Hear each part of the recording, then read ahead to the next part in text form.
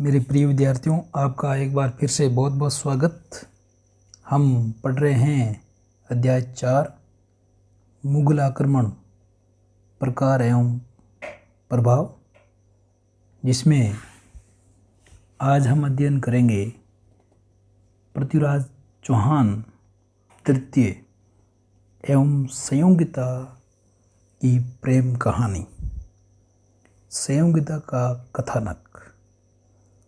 देखिए मेरे प्रिय विद्यार्थियों, पृथ्वीराज चौहान जब भी हम पढ़ते हैं तो संयोगिता की जो कहानी है, जो कथानक है, वो भी पृथ्वीराज चौहान के जीवन में बहुत ही महत्वपूर्ण रोल अदा करता है।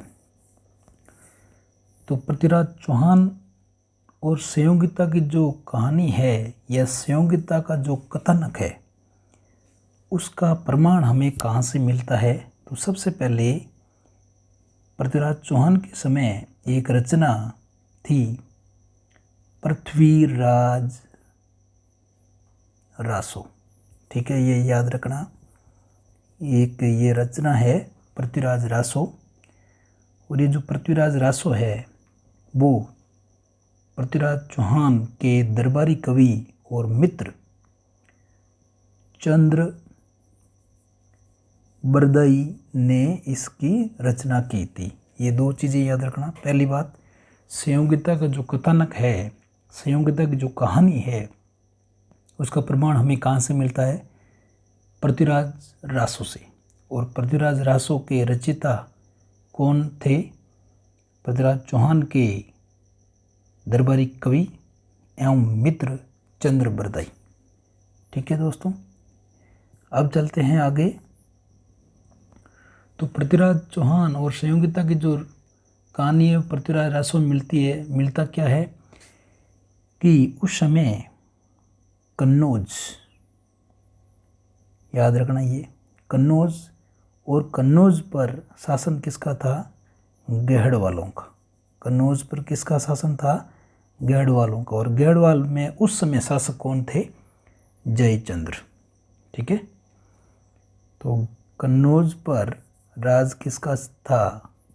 गहड़ वालों का। और अजमेर और दिल्ली पर राज आपको पता ही है, चौहानों का। तो पृथ्वीराज चौहान तृतीय के समकालीन कन्नौज पर किसका शासन था? गहड़वाल शासक जयचंद्र। और जयचंद्र की पुत्री का नाम था संयोगिता। ठीक है, यहाँ समझ में आ गया। तो जयचंद्र की पुत्री कौन? संयोगिता। ठीक है, तो हो गया ये संयोगिता।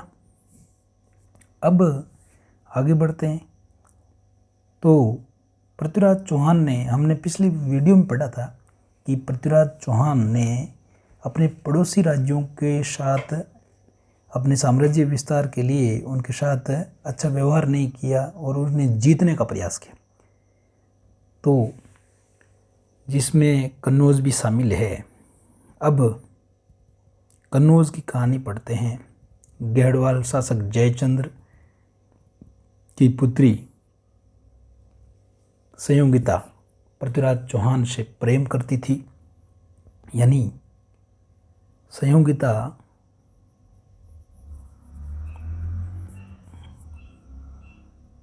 किससे प्रेम करती थी? पृथ्वीराज चौहान से। ठीक है, ये ध्यान रखना। अब तो इससे प्रेम करने पर आपको पता, लेकिन जयचंद्र पृथ्वीराज के साथ शत्रुतापूर्ण व्यवहार करता था और अपनी पुत्री का विवाह पृथ्वीराज चौहान के साथ करना नहीं चाहता था। तो इसलिए क्या किया? कहानी यहाँ से शुरू होती है, बड़ी रोचक, कि एक बार जयचंद्र ने, कन्नौज के शासक जयचंद्र ने अपने राज्य में राजसूय यज्ञ करवाया। ठीक है, राजसूय यज्ञ करवाया। जिस प्रकार से साम्राज्य विस्तार के लिए तो ऐसे में अश्वमेध यज्ञ करवाया जाता है, उसी प्रकार का ही यज्ञ है राजसूय यज्ञ।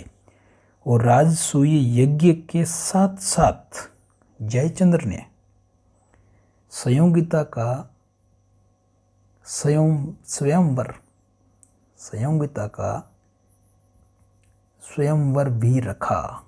इन्हीं दोनों चीज़ें साथ हो रही है।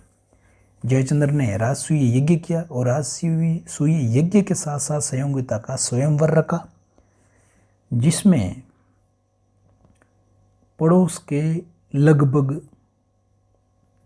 सभी राजाओं को, पड़ोस के राज्यों के सभी राजाओं को निमंत्रण दिया गया, लेकिन सिर्फ पृथ्वीराज चौहान को इस स्वयंवर के लिए निमंत्रण नहीं दिया गया। ठीक है, ये याद रखना, पृथ्वीराज चौहान को निमंत्रण नहीं दिया गया। चलिए आगे। इससे अब जो पहले जो ईर्ष्या थी पृथ्वीराज चौहान और जयचंद्र के मध्य, वो और तेज हो गई। अब किया क्या, इतना ही नहीं, स्वयंवर में तो पृथ्वीराज चौहान को निमंत्रण नहीं दिया गया, साथ ही साथ जो जहाँ स्वयंवर का आयोजन हो रहा था उस महल में द्वारपाल के स्थान पर किसकी मूर्ति स्थापित की? पृथ्वीराज चौहान की मूर्ति स्थापित करवाई। ठीक है, समझ में आया ना? यानी पृथ्वीराज चौहान को अपमानित करने के लिए कन्नौज के शासक गढ़वाल शासक जयचंद्र ने स्वयंवर के महल के मुख्य दरवाजों पर द्वारपाल की जगह पर पृथ्वीराज चौहान की मूर्ति स्थापित करवाई। और ये सारी खबर आपको पता ही है, उस समय गुप्तचर बहुत तेज होते थे। ये सारी खबर पृथ्वीराज चौहान के पास भी पहुंच गई। अब भाई पृथ्वीराज चौहान के पास खबर पहुंची तो वो तो बेचैन था ही। इधर संयोगिता को वरमाला हाथ में दी, संयोगिता को वरमाला दी हाथ में। तो संयोगिता तो पहले ही पृथ्वीराज चौहान से प्रेम करती थी। उसने क्या किया, सभी राजाओं के पास जाते जाते किसी के राजा के गले की शोभा वरमाला नहीं बनी। उसने द्वारपाल के स्थान पर स्थापित पृथ्वीराज चौहान की मूर्ति को वरमाला पहना थी। वरमाला पहनाते ही, खबर तो पहले ही थी पृथ्वीराज चौहान के पास, पृथ्वीराज चौहान सेना सहित, अब सेना लेकर आ गए भाई, सेना सहित वहाँ स्वयंवर में पहुँच गई और संयोगिता का अपहरण कर लिया। संयोगिता का अपहरण कर लिया और अपने साथ लेकर चले गए। और आपको पता ही है वहाँ फिर गंधर्व विवाह हुआ था। गंधर्व विवाह, जब अपहरण करके विवाह किया जाता है तो गंधर्व विवाह था। ये प्रेम विवाह ही गंधर्व विवाह होता है। आजकल का जो प्रेम विवाह है वही गंधर्व विवाह कहलाता है। ठीक है, तो लव मैरिज कर लें आप। फिर इसी कारण से जो ईर्ष्या कम ज़्यादा थी, जो साम्राज्यवादी महत्वाकांक्षा के कारण दोनों राजाओं में आपसी ईर्ष्या थी, वो अब जयचंद्र और पृथ्वीराज चौहान में वो ईर्ष्या शत्रुता में बदल गई। तो सवाल यहाँ बनता है कि कन्नौज के शासक गढ़वाल शासक जयचंद्र पृथ्वीराज चौहान से ईर्ष्या क्यों करते थे? क्योंकि पृथ्वीराज चौहान ने उसकी पुत्री संयोगिता का अपहरण कर लिया था, जिससे वो जयचंद्र इस अपमान का बदला लेना चाहता था। और कुछ जगह पर तो ये मिलता है कि जयचंद्र अपमान का बदला लेना चाहता था, तो वो मोहम्मद गौरी को भारत बुला करके पृथ्वीराज चौहान पर आक्रमण करने का भी कहता है, ऐसा सुना था। फिर सारी जो वहाँ उपस्थित राजा महाराजा और जयचंद्र की सेना ने पृथ्वीराज को रोकने का प्रयास किया, लेकिन वो रोकने में सफल नहीं हुई। इस प्रकार से ये संयोगिता की एक कहानी, मार्मिक कहानी, प्रेम कहानी है।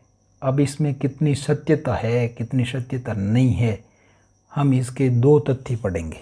पहला, एक प्रसिद्ध इतिहासकार हुए हैं डॉक्टर, याद रखना इसको, दशरथ शर्मा। ठीक है, डॉक्टर दशरथ शर्मा। डॉक्टर दशरथ शर्मा ने एक पुस्तक लिखी थी, दी अर्ली, याद रखना इस पुस्तक को भी, the early Chauhan, the early Chauhan dynasties, the early Chauhan dynasties. ठीक है, तो इस पुस्तक में ये बताया गया कि जो संयोगिता का जो कथानक है और वो वास्तव में सत्य है, ऐतिहासिक तथ्य के रूप में इसको स्वीकार किया गया। ठीक है ना, यानी डॉक्टर दशरथ शर्मा ने अपनी पुस्तक दी अर्ली चौहान डायनेस्टीज में संयोगिता की कहानी को सत्य माना है। लेकिन अब आपको ये ध्यान रखना है कि कौन से इतिहासकारों ने इस कहानी को ऐतिहासिक तथ्य नहीं माना, यानी इतिहास में नहीं माना है। प्रेम आख्यान तो माना, लेकिन ऐतिहासिक तथ्य नहीं है। तो दो तीन इतिहासकार होते हैं, याद रखना। पहला है R.S. Tripathi, R.S. Tripathi. Number 2 Gauri Shankar Hirachand Ojha में बहुत ही प्रसिद्ध इतिहासकार है R.S. त्रिपाठी, दूसरा गौरीशंकर हीराचंद ओझा, और तीसरे हुए हैं पंडित विश्वेश्वर नाथ रेऊ, विश्वेश्वर नाथ रेऊ। इन तीनों ने, यानी पहला कौन है, R.S. त्रिपाठी, दूसरा गौरीशंकर हीराचंद ओझा, तीसरा विश्वेश्वर नाथ रेऊ, इन तीनों ने संयोगिता के कहानी को केवल प्रेम आख्यान कहा और ये ऐतिहासिक तथ्य नहीं माना इसको। ठीक है ना, ये चीज़ ध्यान रखनी है।